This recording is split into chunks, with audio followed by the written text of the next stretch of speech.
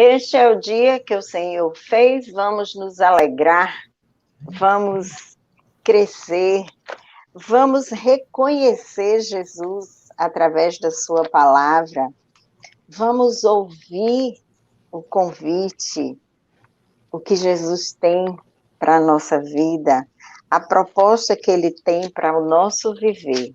E a nossa oração é que Deus continue enriquecendo, abençoando a vida de cada pessoa que está aqui agora. Temos algumas pessoas já conosco e que estarão acessando depois. Que o nosso professor seja o nosso Mestre Jesus. Vamos orar nesse momento? O Ronaldo pode orar para a gente? Sim. Bom dia a todos. Vamos orar. Senhor Deus Pai Todo-Poderoso, graças te damos, Senhor, mais uma vez estamos aqui reunidos, Senhor, para aprender da Tua palavra, sempre orientado pelo Teu Santo Espírito, Senhor, e que essa palavra ache lugar em nossos corações e que ela nos transforme dia a dia, de dentro para fora, para que nós possamos ser aquilo que Tu pretendes, Senhor, para a vida de cada um de nós. Te peço uma bênção especial pelo seminarista Jorge, que Tu uses poderosamente, Senhor, e que tudo seja para a honra e glória do Teu santo nome. É o que te pedimos e agradecemos em nome de Jesus. Amém. Amém. Teremos hoje o irmão Jorge, irmão Ronaldo, com a ajuda da irmã Jeane. E eu me despeço aqui, desejando um bom estudo para vocês. Bom dia, meus irmãos. Tudo bom? Vamos começar hoje, né, o nosso estudo. Essa perícope que vai no livro de Lucas, né, o capítulo 5, do 27 ao 32. Ele é a continuidade do estudo passado, que foi visto aqui na nossa EBD. O estudo passado, ele tratava da questão do episódio ali da cura do paralítico em Cafarnaum. Então, dando continuidade, nós vamos ler logo de começo, que diz: passadas essas coisas, né, o versículo 27, passadas essas coisas, saindo viu um publicano chamado Levi assentado na coletoria e disse-lhe, segue-me. Né? A gente começa aqui já vendo o chamado de Mateus, né, que nesse ponto é nomeado de Levi, mas ele é nomeado de Levi porque naquela época, né, o pastor Mateus está entrando aí, seja bem-vindo. Obrigado, bom dia. Bom dia. Bom dia, pastor. E aí, só para que a gente tenha um pouco de contexto nisso que a gente vai ver, né? Naquela época era comum a pessoa ter 2 ou 3 nomes, então Levi também era conhecido como Mateus. Levi talvez fosse ali algo relacionado ao terceiro filho de Jacó, né, que a gente vê ali em Gênesis, capítulo 29, versículo 34. Mas Mateus, ele já é derivação do aramaico, e significa presente de Deus. Então, a gente vê ali, na verdade, é o chamado de Jesus a mais um discípulo, né? Nesse caso, o Mateus, que era um coletor de impostos para os romanos, né, no período ali do rei Herodes, né, Antipas, tetrarca da Galileia e da Pérea. Aí o nome tetrarca aí, ele significa governante de uma quarta parte daquela região, né, da província. Antipas, ele foi responsável pela morte de João Batista e também, posteriormente, a morte do próprio Cristo, né? Então, esse é o contexto da vida ali de Mateus e de onde ele foi chamado. O termo publicano, na verdade, ele vai dizer respeito a um judeu que trabalhava para o governo romano. Então, ele era extremamente malquisto, assim, pelo seu povo, porque ele tinha o povo tinha aquela ideia de que eles eram ladrões, né, que estavam roubando ali o seu povo para Roma, coletando ali os impostos de forma injusta. E muitas vezes isso de fato acontecia. Então, assim, muitos eles extorquiam, né, agiam falsamente e roubavam o povo. Então, Nesse período, a Palestina era um país sob a soberania dos romanos e os cobradores de impostos, nesse sentido, eram extremamente odiados. Eles gozavam aí de uma péssima reputação, por isso que eu falei, né, extorsão e abuso. Eles eram proibidos, inclusive, de frequentar a sinagoga. Então, eram tidos como pária mesmo da sociedade. Suas doações não eram aceitas, eles não podiam fazer doação, né, o dinheiro que eles pretendiam dar não era aceito, porque entendia-se como fruto de roubo ou coisa do tipo. Eles não podiam comparecer ao tribunal como testemunha, ou seja, seu testemunho não valia, no caso de um crime, de qualquer coisa. E um fariseu que se tornasse coletor, ele era expulso, né? Ele deixava de fazer parte ali do seu grupo, e sua esposa, inclusive, podia pedir divórcio. Podia pedir a carta ali. Pode falar, Matheus. Interessante, Jorginho, que os fariseus, assim como outras categorias de pessoas, estão classificadas ali dentro daquele grupo que é chamado pelos religiosos de então como os pecadores, né? Na verdade, todos pecam, todos cometem falhas, e isso era reconhecido por aqueles indivíduos, mas há certas pessoas que pareciam, aos olhos deles, estarem imersas na realidade do pecado de modo tão profundo que tinham ali essa classificação, essa tarja. Vocês são os pecadores. Entre todos, vocês são os que são a pior categoria, são vocês. E aí os publicanos vão carregar essa tarja junto com outras classes de pessoas. Exatamente, e algo que a gente, inclusive, vê até hoje, nessa questão do próprio legalismo, né, de pessoas que julgam as outras por se acharem melhores. E, no final das contas, todos nós um dia fomos alcançados, né, por esse mesmo Cristo que alcançou Mateus em determinado momento. Alguns em situação pior, outras em melhor, mas todos pecadores, né? E aí o versículo 28 a gente vai ver o seguinte, né, ele se levantou e deixando tudo o seguiu. E aí tem várias coisas que a gente pode tirar só desse versículo aqui. Embora fosse um emprego, né, que era visto assim de forma tão negativa pelo povo, o trabalho realizado por Mateus permitia gozar de uma vida muito boa. Assim, ele tinha uma condição de vida, tanto é que dos apóstolos, de todos os apóstolos, ele era o que tinha a melhor condição de vida. Mas reconhecendo, né, de fato, quem ele era, ele largou tudo para seguir a Jesus. Houve uma iniciativa dele, ouvindo o chamado de Jesus, decidir abandonar aquela vida, mesmo sendo uma vida confortável. Ele abandonou aquilo para segui-lo. Diferente do que a gente encontra ali no relato, por exemplo, do jovem rico, né, registrado em Lucas 18, mais à frente, 18 a 23, né, que aí pergunta a Jesus como é que faz para herdar a vida, e Jesus diz, você não mata, você não furta, você não comete adultério. Ele diz, mas isso tudo eu faço. Ele diz, então falta uma coisa, vende tudo que tem e me segue. E aí, olhando para tudo que ele tinha, ele foi incapaz de fazer o que Jesus pedia e segui-lo.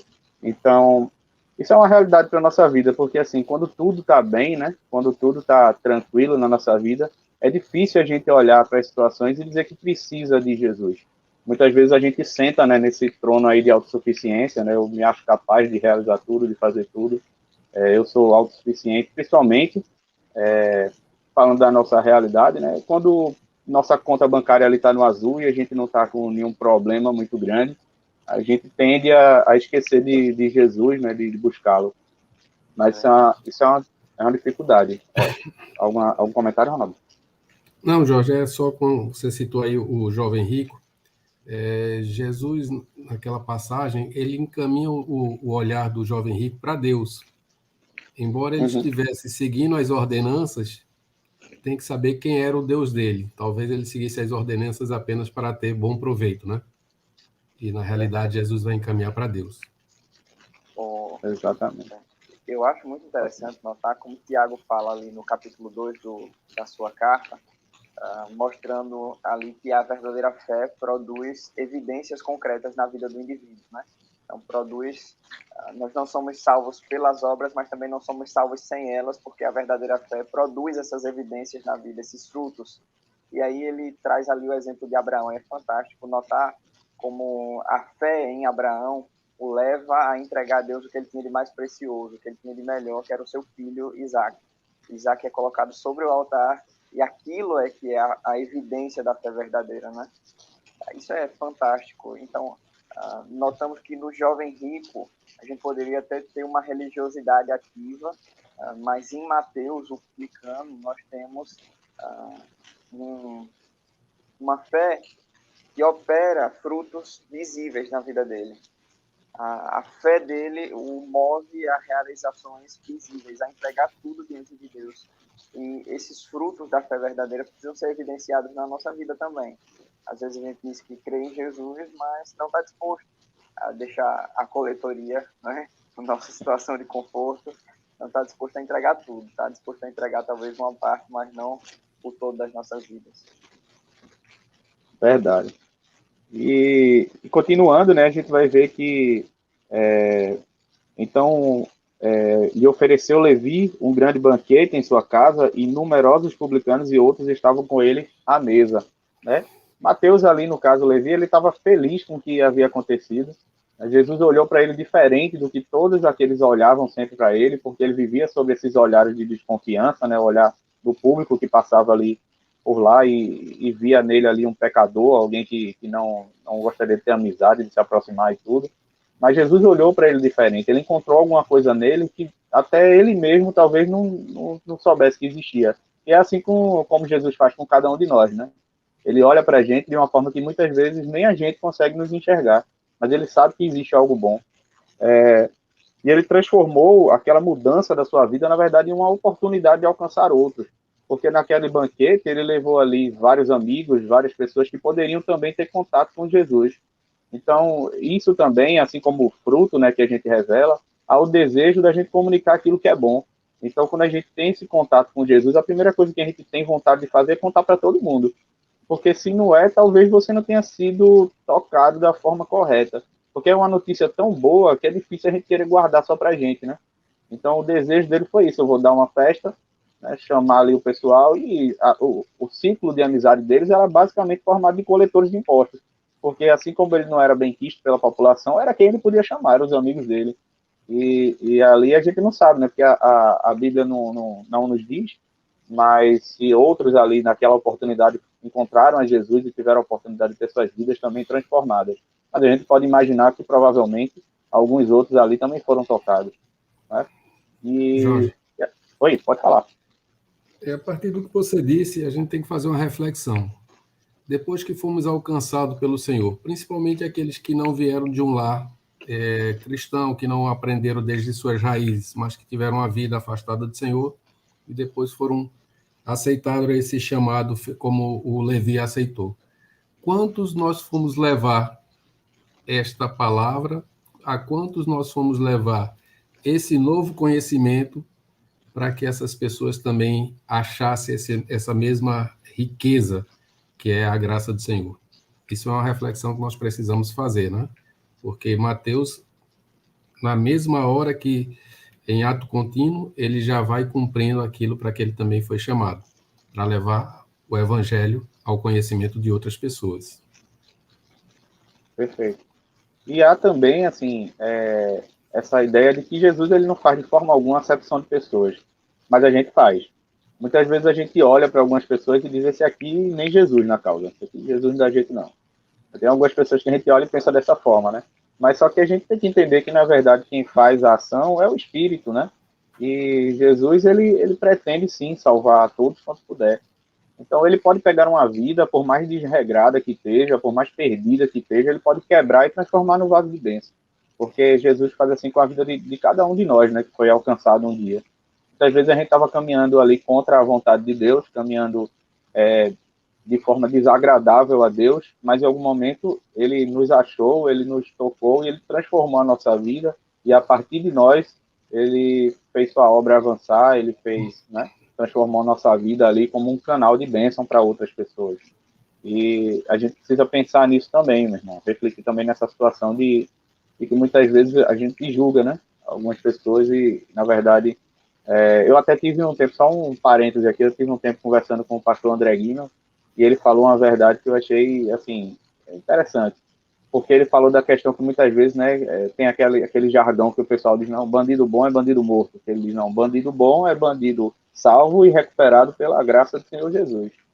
Esse deveria ser o nosso pensamento, porque às vezes a gente olha: não, esse cara não tem jeito, mas tem, para Jesus tem. Ele salva, ele recupera, ele restaura.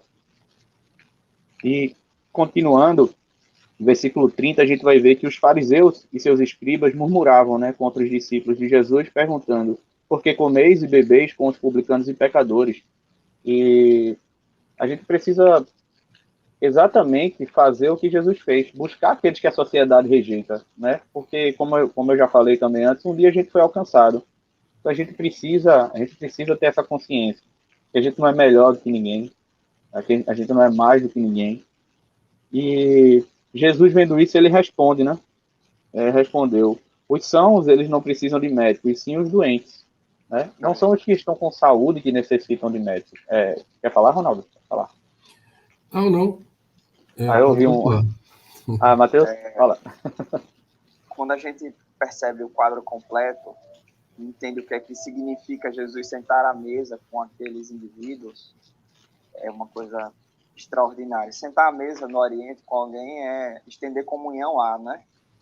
E quando você percebe que ali é o Deus vivo, o Senhor encarnado, que está sentando à mesa com os pecadores, como que oferecendo perdão, como que oferecendo reconciliação, aqueles que eram considerados marginalizados, aqueles que eram considerados, como você falou, irrecuperáveis, aqueles ali que eram considerados já sem perdão, quando você entende que é o próprio Deus quem está sentando ali à mesa com eles, na pessoa de Cristo Jesus, estendendo comunhão a esses indivíduos, estendendo a sua mão, você consegue compreender ou perceber, melhor dizendo, que talvez não dê para compreender a graça maravilhosa de Deus que se estende aos pecadores, que estende a sua mão para nós, que estende o seu perdão, que estende a possibilidade de reconciliação a nós.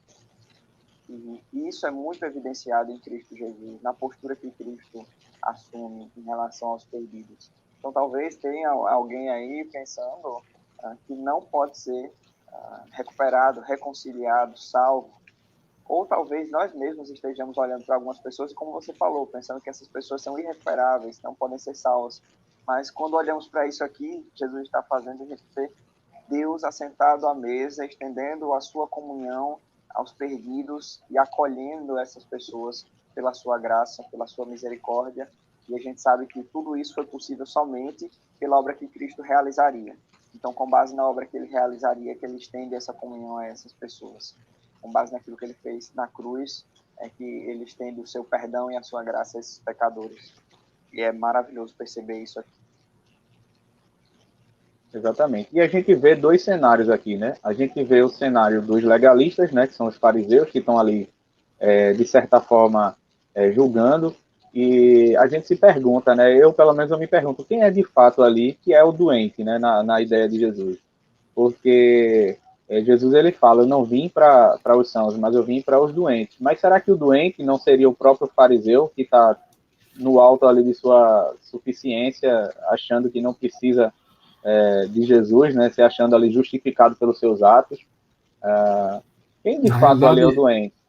Jorge, eu acho que diante do olhar de Jesus, ele percebe que não tem nenhum são, todos são Verdade. doentes.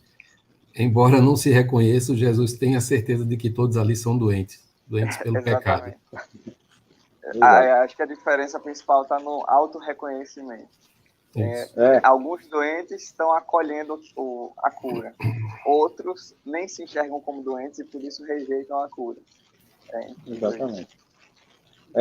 Eu digo isso nesse sentido mesmo, Ronaldo, de que eles ali, pelo menos alguns, já estavam cientes de que precisavam de Jesus, né? Porque difícil é você ministrar remédio para aquele que não acha que está doente, né? Porque a pessoa que diz eu não estou doente, eu não vou procurar um médico, não preciso de um médico, eu estou são. Então, assim, até que a pessoa olhe para si e reconheça que há uma necessidade, que há uma doença, que precisa de um remédio, de uma cura, ele não vai por si só procurar. Então, assim, essa pessoa eu acho mais difícil de alcançar do que aquela que pelo menos já se reconhece. Ó, eu realmente preciso de ajuda. Eu acho que esse é o... Oi, pode falar. Eu fico pensando aqui, a partir disso que a gente está conversando, em quantas áreas das nossas vidas nós não estamos adoecidos sem que percebamos, e por isso não procuramos a ajuda de Cristo para atuar nessa nossa área da vida e transformar essa realidade. Às vezes na nossa relação com os nossos familiares, na forma como desempenhamos as nossas funções dentro dos nossos empregos, enfim, na forma como nos relacionamos com amigos, na forma como lidamos com nossos recursos. Em todas essas áreas, muitas vezes, nós podemos estar achando que estamos sãos, quando na realidade só estamos negando que estamos enfermos. Isso é uma possibilidade concreta nas nossas vidas. E quando a gente faz isso, a gente assume mais a postura dos fariseus, que rejeitam a cura que está ali diante deles e acabam, na verdade, se afundando ainda mais na sua enfermidade, como você estava bem ressaltando agora, né? Exato. E aí, continuando, né, para a gente fechar aqui o texto da nossa leitura, mas porque eu acho que esse final ele traz um pouco mais de conteúdo para a gente debater, não que até aqui não tenha tido, mas esse finalzinho eu acho que ele traz coisas para a gente debater. Ele diz o seguinte, Jesus responde, né, eu não vim chamar justos e sim pecadores ao arrependimento. Não vim chamar justos, né? A pergunta é aquilo que eu falei nessa situação, quem era o justo, né? A gente tem que pensar, às vezes, quem é justo, né? Quem é justo o suficiente? Os publicanos que estavam felizes comemorando ali na presença do Senhor, ou os fariseus cegos, né, que estavam ali recriminando a situação? É algo que a gente tem que pensar. Então, tem um paralelo, inclusive, em Mateus, né, no livro de Mateus 9:13, que ele vai dizer, ide, porém, e aprendei o que significa misericórdia quero e não sacrifício, porque eu não vim chamar os justos, mas os pecadores ao arrependimento. E a gente vê que, assim, a questão, na verdade, não é o próprio sacrificar, né?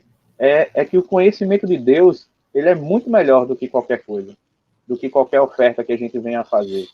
Então, por essas palavras, Jesus, não é que Jesus rejeite a questão das ofertas, mas ele coloca numa posição inferior à piedade, à fé e ao amor, que é o que ele quer que a gente, quando olhe para as outras pessoas, a gente se compadeça como ele fez conosco. Então, a gente realmente ter esse movimento, essa ação de buscar o perdido, né? Porque é aquele que a gente sempre fala, né? A questão da luz, a questão do sal, o sal no saleiro. A gente fica muitas vezes preso ali, debatendo com pessoas que já encontraram Jesus, mas há tanta gente perdida nesse mundo, que às vezes a gente passa todo dia e não olha com o olhar que Jesus teve para Mateus e chamou, né? E trouxe para perto de si. A gente precisa pensar mais dessa forma. E outro paralelo que eu achei interessante também, a gente encontra em Lucas, né, 18, de 9 a 14, aquela parábola do fariseu e do publicano, né?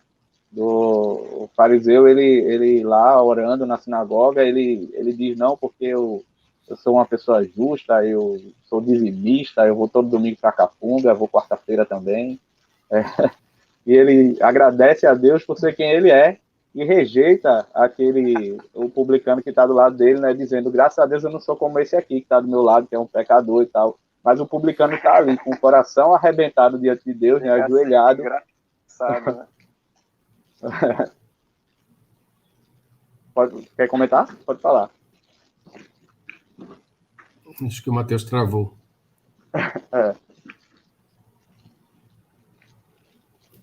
Pode dar sequência, Jorge.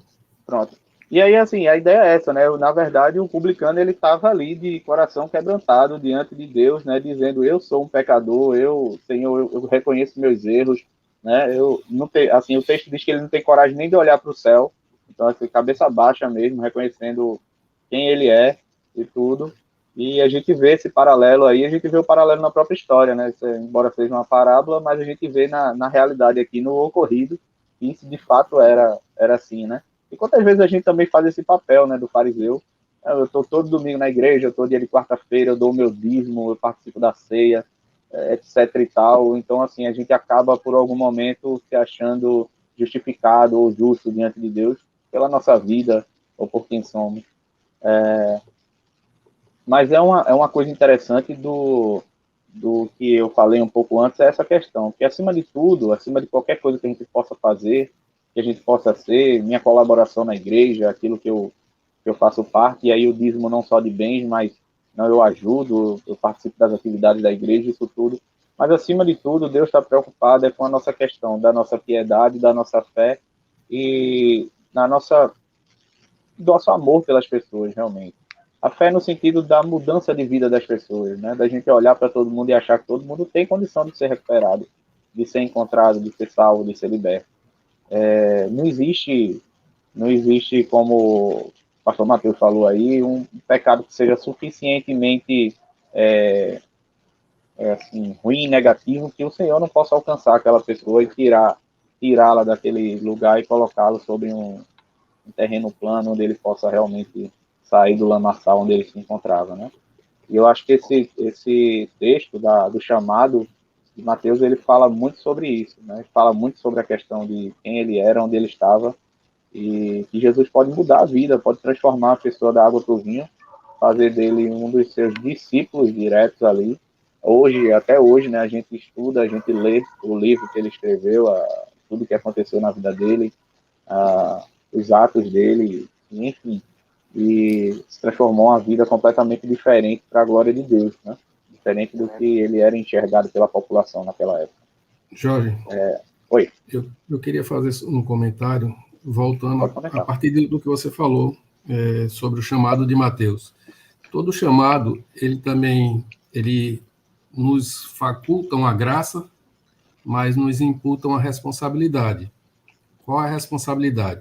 É exatamente fazer aquilo que é diferente do que está registrado no verso 30. Em vez de nós afastarmos, nós acolhermos, até se olharmos para a nossa própria história.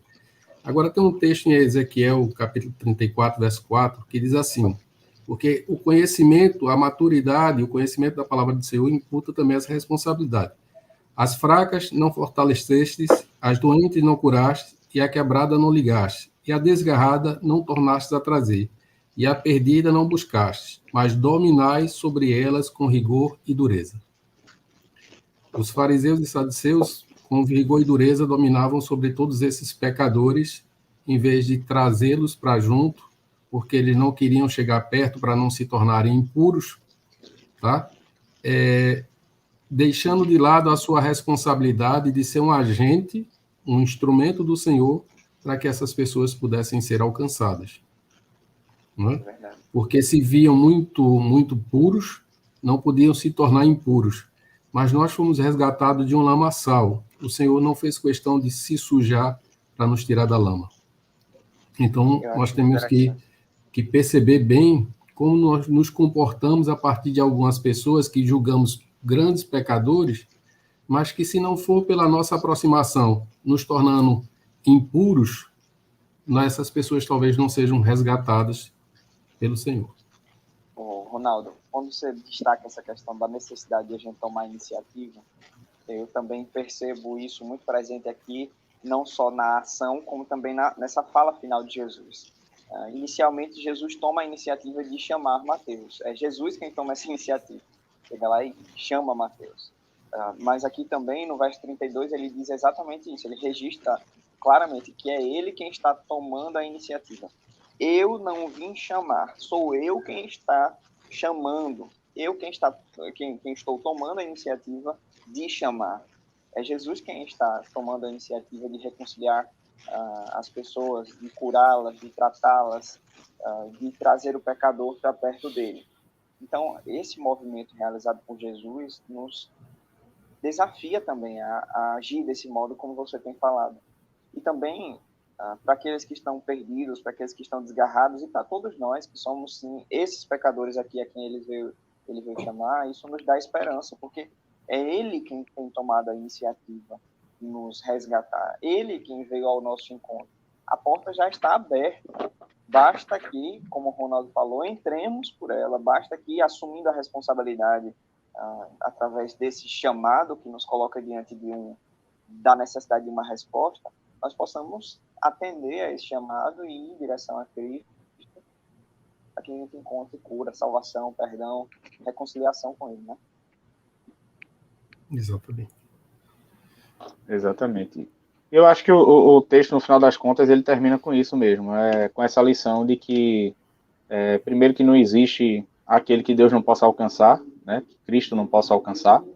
Segundo, que há uma necessidade também de que nós reconheçamos a necessidade de ir a Cristo, né? A gente precisa também tomar essa decisão de olhar para as nossas vidas e dizer, eu não sou suficiente sem Cristo, eu preciso dele. Então, assim, é como eu falei, né? O doente, ele só procura um médico quando ele tem noção da sua doença. Enquanto ele não tiver essa noção da realidade, ele não vai procurar o médico. E a importância da gente fazer é como ele fez também, né? Assim que foi chamado, ele já providenciou ali uma oportunidade de levar os seus amigos a conhecerem também a Cristo. Então, é isso que a gente precisa fazer, né? Olhar para os próximos com esse olhar mais amoroso mesmo, com esse olhar de as pessoas precisam ser alcançadas, né? Olhar para as nossas vidas e sabermos que nós também precisamos estar em constante comunhão com Cristo, porque não somos melhores que ninguém, nem maiores que ninguém. E é isso, eu acho que é uma lição bem interessante para as nossas vidas, para os dias de hoje também, essa questão da própria confiança em Deus, né, que Mateus teve ao deixar tudo para trás e segui-lo, sem ter uma perspectiva de futuro, sem entender o que o futuro talvez reservasse ali para ele, mas ele sabia em quem ele estava confiando, ele depositou sua fé ali em Jesus, e ele sabia que com Jesus, enfim, ele estaria bem. E acho que é isso. Chegamos agora a 9h30, eu vou me deslocar daqui para a igreja também, para participar do culto. Então, vocês querem acrescentar mais alguma coisa? O responder a Jesus, eu entendo que é uma resposta diária. Dia a dia, nós precisamos olhar para nós mesmos e aceitar novamente o seu chamado, deixar que ele renove dia a dia a nossa vida. E eu entendo que também dia a dia nós devemos nos colocar nas mãos dele para sermos usados em favor de outras pessoas. Esse é o chamado, esse é o crescimento de nós mesmos como discípulo do Senhor, buscando imitar aquele que é o nosso mestre, né? E que assim a gente se coloque humildemente nas mãos dele, para que outras pessoas também sejam resgatadas, assim como nós fomos. Amém. Amém. Vamos orar então nesse momento, agradecendo a Deus pela vida do Jorge, agradecendo pelo Ronaldo, agradecendo pela irmã Jeane. Hoje a gente teve aí o Joab, Jorginho, acompanhando a gente lá de Chão de Alegria, assistindo. Foi, tá acompanhando a gente lá de longe. Que ótimo. Os irmãos aqui nos comentários participando também. Muito obrigado pela colaboração dos irmãos. Vamos orar? Vamos orar. Vamos orar. Nosso Deus, nós louvamos a Ti por esse tempo que tivemos aqui de estudo da Tua Palavra, Senhor. Muito obrigado porque o Senhor tem nos conduzido até aqui, tem passo a passo, Senhor Deus, guiado o Teu povo e abençoado, Senhor Deus, iluminando, Senhor, a compreensão da Tua Palavra. E ainda hoje, Senhor Deus, essas palavras venham ser aplicadas ao nosso viver, que em nome de Jesus nós possamos ser guiados, Senhor Deus, pela Tua Palavra por meio do Espírito Santo. Senhor, nos ajuda, Pai querido, a de fato vivermos no centro da Tua vontade e fazer isso, Senhor Deus, a partir daquilo que o Senhor revela para nós nas Escrituras. Senhor, nós pedimos que a Tua graça repouse sobre cada um dos irmãos que nos acompanha, cada um dos irmãos, Senhor, que vai nos acompanhar ainda ao longo dessa semana. Que em nome de Jesus o Senhor esteja com cada um deles. Que em nome de Jesus também o Senhor nos abençoe agora, para que nós prestemos a Ti um culto agradável, Senhor Deus, e aceitável diante de Ti. Ajuda, Senhor Deus, os irmãos que irão à igreja, os irmãos que acompanharão de modo remoto, e que tudo, Senhor Deus, seja para o engrandecimento e louvor do Teu nome. É isso que nós oramos a Ti, Senhor Deus, pedindo também que o Senhor abençoe a vida do Ronaldo, a vida do irmão Jorge, a vida da irmã Jeane. Que em nome de Jesus o Senhor abençoe a vida da irmã França Cleia, que nos cuide, Senhor Deus, nesse tempo, para que nós sejamos usados por Tuas mãos, Senhor Deus, como verdadeiros instrumentos, Senhor Deus, que são usados pela Tua graça. Assim, Senhor Deus, nós oramos a Ti, no nome santo de Jesus. Amém. Amém. Uma boa semana, Deus abençoe. Boa semana, pessoal. Agora, hein? Vamos embora.